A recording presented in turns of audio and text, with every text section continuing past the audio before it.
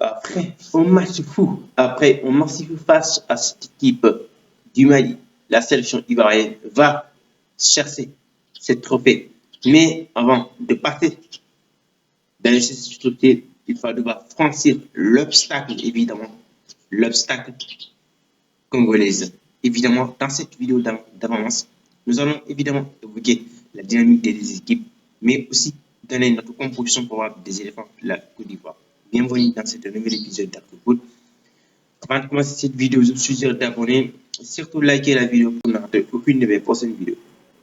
L'enseignement directement cette analyse de masse, évidemment par un focus sur la composition que pourrait être aligné éventuellement par, évidemment, l'entraîneur intérimaire, Emer Soares, pour cette équipe de la Côte d'Ivoire. Évidemment, lors de cette choc face du Mali, on a vu qu'il avait préféré une attaque avec Sébastien, une attaque avec Jean-Philippe Kwame, autant pour moi, et Marcelin Gradel et bien sûr Nicolas Pepe. Cette fois-ci, nous avons changé notre composition pour voir le camp. Parce que comme vous l'avez vu dans ces matchs-là, on a vu que cette équipe ivoirienne n'a pas été du tout existante. Comme je l'ai dit, l'arme offensive de cette équipe du Sénégal, le seul joueur qui m'a marqué, qui a fait une bonne impression pour moi, c'est évidemment Oumar Diakité. C'est le seul joueur pour moi qui a fait de très belles prestations depuis le début de la compétition de cette équipe ivoirienne. Évidemment, nous, dans notre composition probable, comme vous pouvez voir à l'image, dans les buts, comme d'habitude, c'est Yaya Fofana. Dans la centrale, avec l'absence de Dylan Kosunu, il y aura évidemment, on mettra à la place de Kosunu, Wilfried Boli, évidemment, le joueur de Nottingham Forest, qui va numériquement remplacer, évidemment, Dylan Kosunu, qui a écopé de 14 synonyme de 14 rouges. Évidemment, il sera accompagné par Evan Dika au niveau de l'axe central de cette équipe ivoirienne. Dans la ligne latérale droit, évidemment, c'est classique, c'est évidemment Serge Aurier, le capitaine de cette équipe. Dans la latérale gauche, ce sera Gisley Conan. Au niveau du milieu de terrain, il y aura certainement le retour d'Ibrahim Sangaré. On verra si il va titulariser Sangaré très rapidement. Mais de toute façon, nous allons donner notre composition au programme et on va appliquer les mêmes milieux de terrain. Le seul changement, c'est ça au niveau de l'attaque. Évidemment, c'est qu'il faut pendant au niveau du milieu de terrain, accompagné évidemment de Jean-Michel Seri et évidemment Franck Yannick Kessié. Au niveau de l'attaque, franchement, si Oumar Diakité n'a pas écopé d'un carton, ce sera certainement lui et Simon Adingra qui occuperaient les ailiers.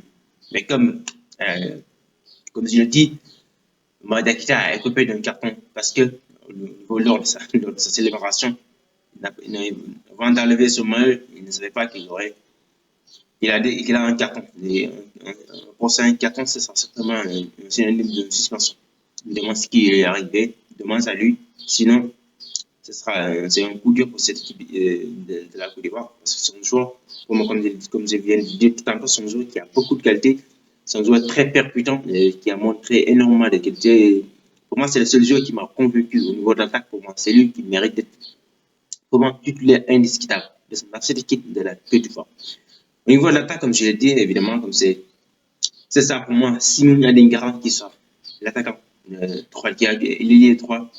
Évidemment, il y aura Max Alain Kradel à l'ailier gauche. En pointe, cette fois-ci, je vais amener Sébastien à l'heure comme titulaire parce que c'est le seul titulaire pour moi de cette équipe. Offensivement, c'est le seul joueur qui pèse énormément et dans les duels aériens, il est très présent. Évidemment, on va évoquer la dynamique des équipes. Comme vous le savez, la Côte d'Ivoire a battu le Mali dans les prolongations. On n'est pas arrivé au sein du jeu. C'était tellement, pour moi, c'était énorme, incroyable que le Mali s'est fait battre de cette manière. Franchement, cette équipe ivoirienne, c'est ce qu'on appelle un signe du destin. Pour moi, personnellement, jamais je n'aurais cru qu'après être réduit à 10, franchement, c'est énorme. Après être réduit à 10, l'équipe ivoirienne est allée chercher cette victoire-là. Franchement, quand on regarde le match, on a l'impression que la Côte d'Ivoire n'est pas réduite à 10. C'est incroyable. Au niveau des prix, ils ont été réduits à 10. Et au retour des adversaires, parce que évidemment, au-delà de Cotonou a été exclu dès les 43e minutes de en première période, à la fin de la première période. Au retour des adversaires, on a senti une autre Côte d'Ivoire, une autre équipe avec d'autres états d'esprit. Cette mentalité de cette équipe ivoirienne, franchement, c'est la seule et unique solution. Pour une équipe, il faut avoir un mental très fort pour aller imposer, pour aller chercher cette victoire. Et c'est la seule clé. Et c'est évidemment ce qui a permis à cette équipe ivoirienne d'aller s'imposer et d'aller évidemment remporter ces matchs-là. Parce que dès le début de la seconde période, on avait clairement vu que cette équipe du Mali a mis beaucoup d'impact physique, a mis beaucoup de, beaucoup de pressing pour évidemment trouver la faille. Et c'est ce qu'ils ont fait à la 72e minute de jeu. Et si j'étais à la place de la Côte d'Ivoire, franchement, je n'aurais pas du tout cru comment je peux vraiment faire pour évidemment revenir au score. Mais qu'est-ce qu'ils ont fait? Après l'entrée de Simon Adingra, le phénomène, franchement, c'était des joueurs là. La Côte d'Ivoire a un énorme talent. A beaucoup de joueurs des joueurs très talentueux. Franchement, quand on regarde Oumar Diakité, l'entrée d'Oumar Diakité et Simon Adingra, Sébastien Haller, franchement, cette équipe ivoirienne, je n'ai pas du tout compris comment ils ont été si défaillants durant les phases de poule.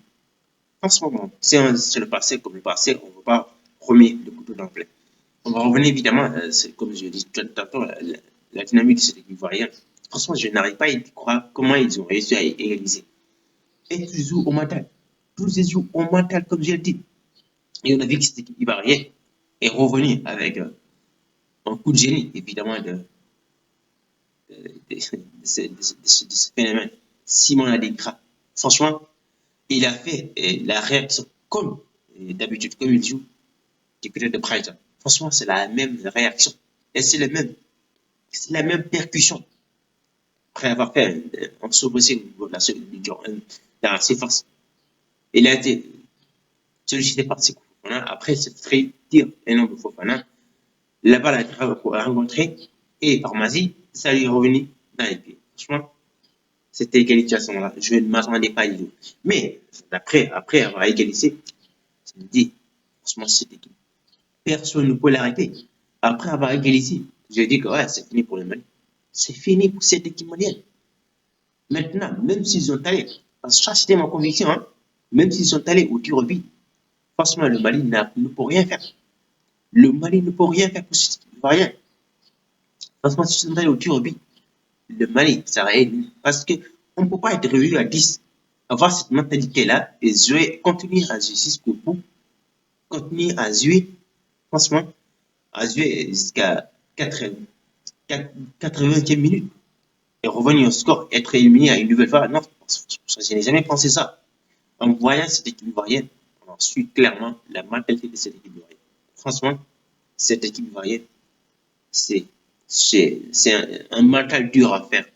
Franchement, c'est un mental dur à faire. Je m'attendais à cette équipe ivoirienne. Je ne m'attendais pas du tout à ce niveau-là. Et franchement, comme je l'ai dit, c'est un signe du destin. Ils ont leur destin en leur main pour aller chercher ce trophée-là. C'est ce qui est très très difficile. Hein. Comme pays organisateur, quand sa propre compétition, c'est la première fois, ce n'est pas la première fois évidemment, mais c'est une des choses très rares, surtout dans le football africain, surtout actuellement. Mais évidemment, comme je l'ai dit, ils ont quand même des capacités, ils ont quand même les moyens pour aller chercher ce trophée-là et les garder saisis. Franchement, ces trophées-là, comme je le dis, ça ne bouge pas. Ils ont quand même beaucoup d'atouts. Et MRFI, il a fait de très très gros travail. De très gros travail. Le seul petit pour moi, c'est que pour moi, il s'est trompé lors de son 11 de départ face à du Mali. Il s'est clairement trompé.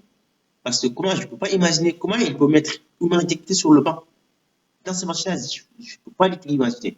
Franchement, c'était son premier défaut. Mais il s'est su rattraper, en les faisant entrer. Ça lui a apporté vraiment beaucoup beaucoup de satisfaction parce qu'on a vu que cette équipe ivoirienne a été vraiment de très très haut niveau, a montré beaucoup d'autres qualités, même être réaliste. Évidemment, pour ce qui est de la dynamique de cette équipe, la LRC, vous savez, la République démocratique du Congo aussi a fait un très très beau parcours, même si euh, une phase de poule sans victoire. Mais quand même, ils sont revenus avec beaucoup d'autres états esprits.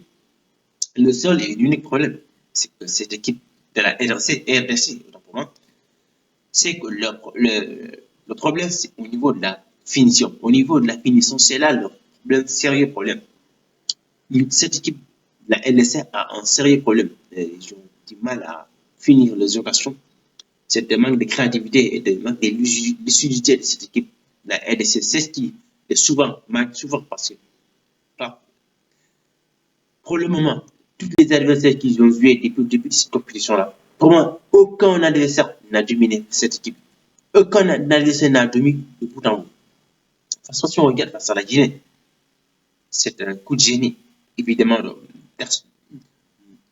euh, Arturo Masuaku. Franchement, c'est un coup de canon, un coup franc, très très bien tiré. C'est rare. Franchement, je ne m'attendais pas à cette équipe de la RDC de faire de telles performances-là dans cette compétition-là.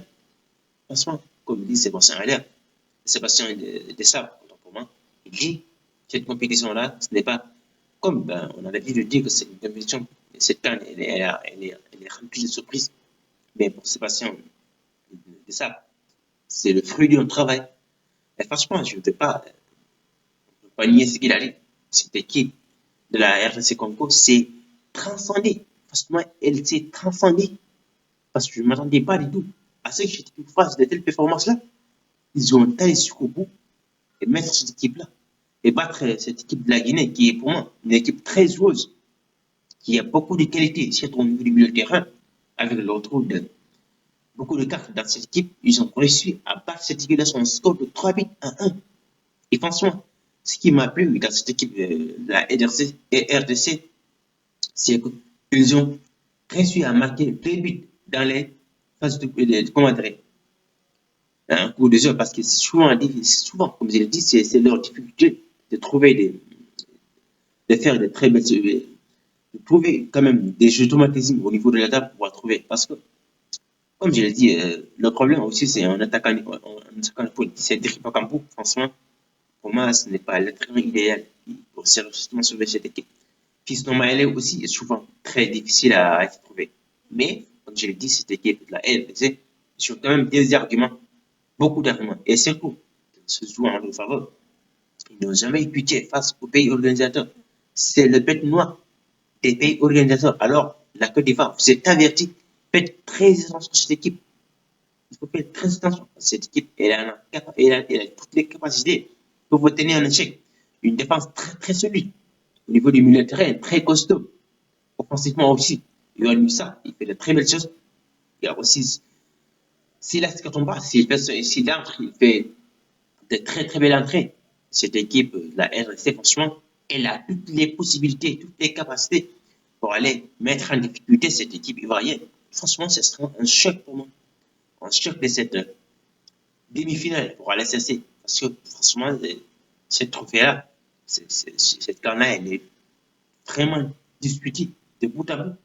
Ce sera très difficile, mais cette équipe de la RDC, cette équipe de la RDC a quand même les arguments à faire valoir dans cette demi-finale-là. Dans cette demi-finale-là, ils ont quand même les arguments pour mettre en essai cette équipe ivoirienne. Évidemment, comme je l'ai dit, on va se tendre parce que le match n'est pas donné. Mais bon, après, on reviendra sur le débrief pour ce match-là. Mais bon, comme je l'ai dit, cette équipe ivoirienne, il faut faire très attention. Faites très très attention. Cette équipe, la RDC a quand même les arguments à faire valoir. A quand même beaucoup de joueurs en son qui sont très techniques et très physiques aussi. Évidemment, ça l'a fait de cette vidéo. Comme je l'ai dit, on fera la après le match. Mais bon, si je te dis là, prenez soin de vous.